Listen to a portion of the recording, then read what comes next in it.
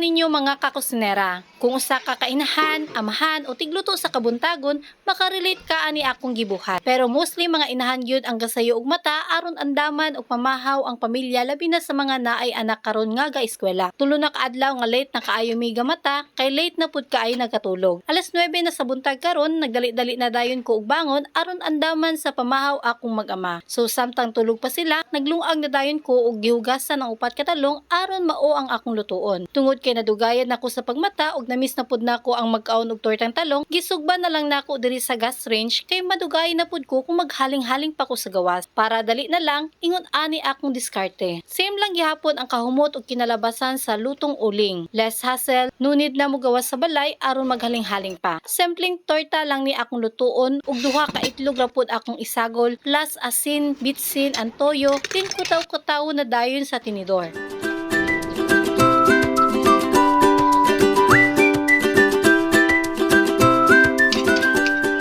Andamo na dayon ang kalaha, painiton og butangan og mantika, tsada-tsada na dayon aron sa pagmata nila luto na ang tanan.